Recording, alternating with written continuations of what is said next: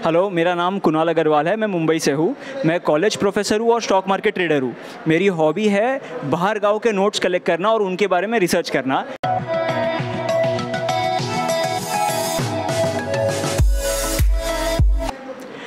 मेरा एक थीम है नोट्स में कलेक्शन का। मैं हिंदू भगवानों के बारे में जमा करता हूँ जो इंडिया में नहीं, बाहर गाँव पे। हम सोचते हैं कि इंडिया में होना चाहिए हिंदू भगवान नोट पर ये बाहर गाँव के कुछ नोट है जिन पर भगवान है।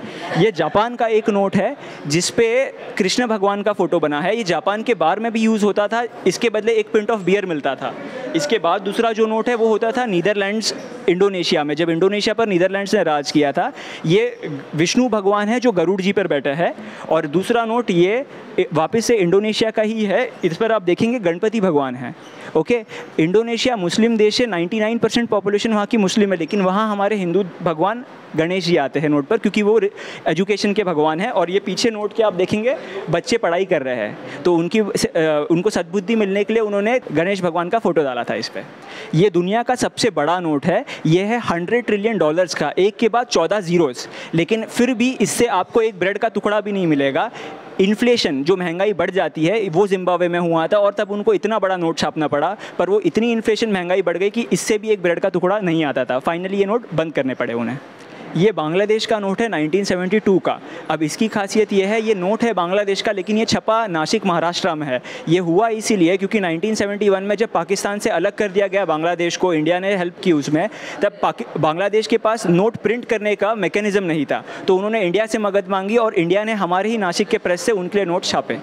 अब इंग्लैंड ने बहुत देशों पर राज किया है और लोगों के उसके प्रति गुस्सा होता था, आक्रोश होता था उनके रानी की तरफ, तो वो निकालने का एक सबसे बड़ा जरिया हमें समझ आता है इस नोट से, जो सेशेल्स नाम के एक देश का है। अब यहाँ पर आप देखेंगे रानी के पीछे कुछ जहाड़ बने हुए हैं, रानी के फोटो के पीछे। अब उन झाड़ों से आप अगर ध्यान से देखें तो वर्ड सेक्स बना जाता है, SEX, तो इसे हम कहते हैं सेक्स नोट। तो ये क्या किया गया, जानबूझ के जो प्रिंटर है उन्होंने झाड़ की पोजीशन ऐसे चेंज कर दी कि ये शब्द जो तभी के टाइम पे टैबू वर्ड माना जाता है, या 1970s में जब का ये नोट है, लोग इतना जल्दी उच्चारण नहीं करते थे, और वो रानी के साथ उस वर्ड का यूज़ करना मतलब बहुत बड़ा पाप। तो ये नोट को विड्रॉ कर लिया गया उस वजह से, और उन्होंने ये किया अपना गुस्सा दिखाने के लिए। ये लोगों को कॉलोनीज से, ब्रिटिश कॉलोनी से उठा के काम करना लगाते थे ये नोट प्रिंटिंग का, तो उन्होंने ये ऐसा अपना गुस्सा, आक्रोश दिखाया रानी के अगेंस्ट। आप लोगों ने कागज़ के नोट तो देखे हैं, बट ये नोट है कपड़े और लकड़े का। अब ये इसीलिए बनाया गया क्योंकि मेटल की शॉर्टेज हो गई थी जर्मनी में। जब वर्ल्ड वॉर 1 हुआ तब सोने चांदी का भाव तो बढ़ गया, उसके वजह से सोने चांदी के सिक्के चलते थे 100 साल पहले, वो लोगों ने जमा कर लिए, और जो कॉपर और निकल के सिक्के होते थे वो जर्मन गवर्नमेंट ने छापना बंद कर दिए, क्योंकि उनको हथियार बनाने के लिए वो मेटल का यूज़ करना था।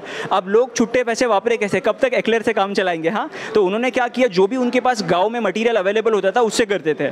तो एक गाँव था जो बहुत सिलाई के लिए, जैसे हमारे यहाँ बनारसी सिल्क, कांचीपुरम सिल्क होता है, ऐसे बिलेफील्ड नाम का एक टाउन था जो कपड़े के लिए फेमस है, तो उन्होंने अपने कपड़ों पे नोट छाप दिए।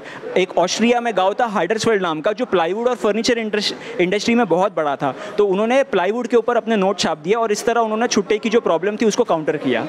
ये है फ्रेंच असिग्नाट। ये 230 साल पुराना नोट है, 1792 का, फ्रेंच रेवोल्यूशन के बाद का। इसकी इंटरेस्टिंग बात ये है कि जैसे आप जानते रहोगे, अभी हम यूज़ करें फियाट मनी, मतलब इस नोट के पीछे कोई वैल्यू नहीं होती, कोई बैकअप नहीं होता। इसके पहले होता था गोल्ड स्टैंडर्ड, मतलब आपका नोट सोने के सिक्कों के बदले रिडीमेबल होता था, लेकिन ये नोट चर्च की ज़मीन के बदले रिडीमेबल था, क्योंकि लोगों ने वहाँ के राजाओं को रास्ते पर लाकर मार दिया गया था कि वो परेशान हो गए थे उससे, और उसके पीछे कारण थे जो चर्च के पादरी होते थे, वो सब कुछ डिसीजन लेते थे और उनको उससे बहुत गुस्सा आता था।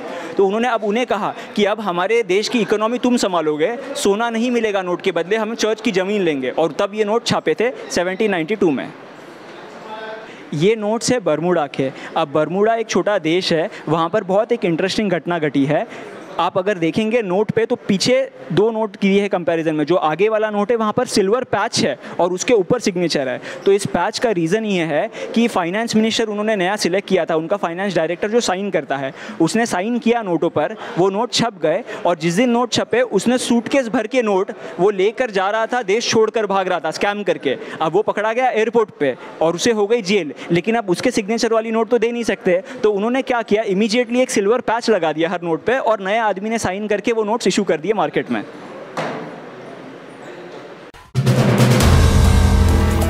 If you like the video, do like, comment, share and subscribe.